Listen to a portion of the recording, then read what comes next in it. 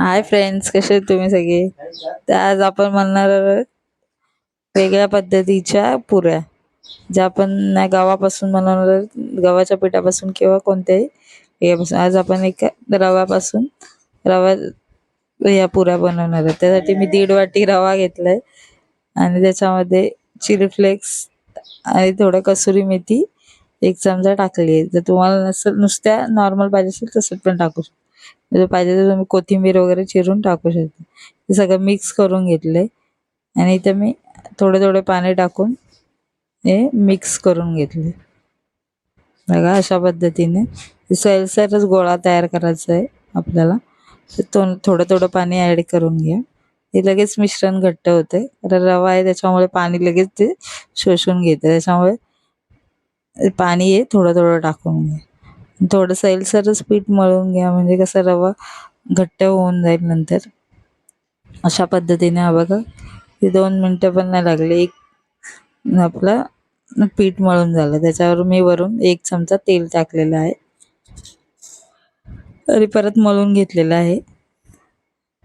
अशा पद्धतीने हा मस्तपैकी आपला गोळा तयार करून घ्या आणि हा झाकून 20 ते 25 मिनटं किंवा अर्धा तास तुम्ही ठेवू शकता. त्यामुळे ते पीठ मस्तपैकी फुगून येईल आणि आपल्याला पुऱ्या करायला मस्त होतील. तर इथं मी आपण बटाट्याची भाजी तयार करणार आहे. त्याच्यासाठी मी 1 चमचा तेल टाकले, त्याच्यामध्ये अर्धा चमचा मोहरी, अर्धा चमचा जिरा टाकलेला आहे, हिंग टाकले चिमूटभर आणि याच्यामध्ये स्लाइस करून कांदा टाकला. तुम्हाला पाहिजे तर बारीक चॉप करून पण तुम्ही टाकू शकता. आणि याला फक्त थोडा नरम होण्यापुरता आपण शिजवू घेऊया. याच्यामध्ये 1 ग्रीन चिली, 1 ते 2 तुम्हाला जेवढं तिखट हवं असेल तेवढं तुम्ही टाकू शकता. इथे मी 4-5 कढीपत्त्याची पानं चिरून टाकलेली आहेत आणि थोडी कोथिंबीर टाकलेली आहे. बघा मस्तपैकी अशी तडका आपला 2 मिनटासाठी असं शिजून घेऊया आपण. तर ही रेसिपी जर तुम्हाला आवडली तर नक्कीच लाईक, सबस्क्राईब आणि शेअर करायला विसरू नका. याच्यात मी अद्रक लसूण पेस्ट टाकलेली आहे अर्धा चमचा आणि मिक्स करून घ्या.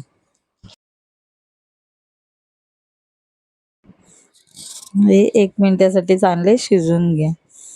याच्यामध्ये थोडं पाव चमचा हळद टाका. जास्त कलर नको येण्यासाठी थोडीच हळद टाका. आणि इथं मी बटाटे उकडून घेतलेले आहेत.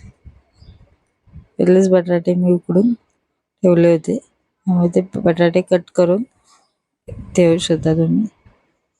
जर तुम्हाला दुसरी कोणती मटर वगैरे टाकायचे असेल तर तुम्ही फोडणीत टाकून ते 5 मिनटं शिजवून घेऊ शकता. पण मी फक्त बटाट्याचीच भाजी करणार आहे म्हणून बटाटे टाकले. बघा, 1 मोठा बटाटा उकडून घेतला होता, त्याचे स्लाइस करून घेतले शिजून.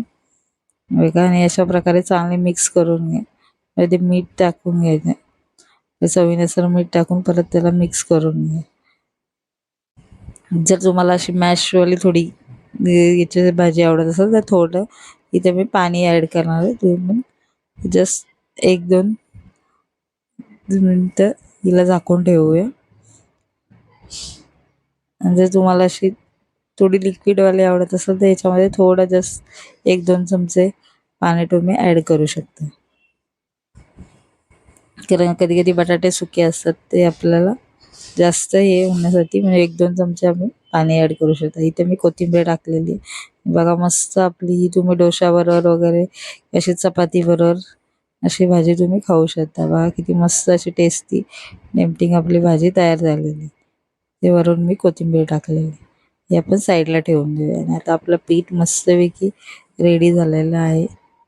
नाही बघा, कुठून क्रॅक गेलेला नाही किंवा कुठून काहीच, मस्तपैकी हे झाले. तुम्ही मोठे चपाती करून त्याचे छोट्या छोट्या पुऱ्या बनवू शकता किंवा छोटे छोटे गोळे करून त्याच्या छोट्या छोट्या पुऱ्या पण रेडी करू शकता. पण मी इथे एक मोठा गोळा घेऊन तो लाटून, इथे आपण गव्हाचं पीठ घेऊन हे लाटून घेणार आहे.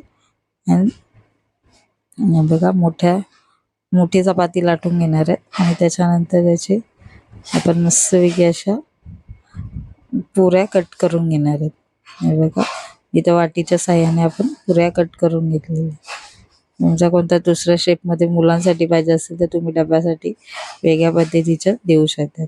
हे बघा अशा मस्त केल्या. इथे मी गरम तेलात या आपण पुऱ्या तळणार आहोत. बघा किती मस्तपैकी फुगून येतात. गोल्डन फ्राय करून घ्या.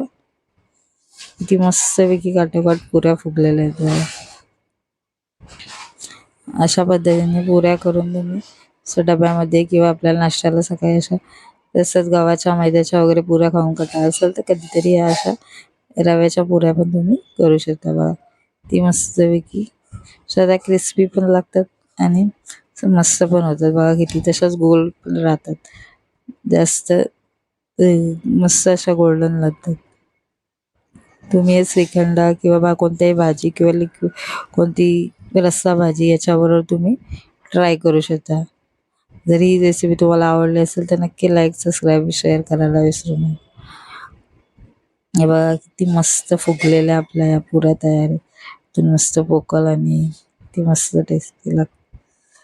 मस्तपैकी आपण पुरीच्या बरोबर भाजीबरोबर या खाऊ शकतो. Thank you for watching.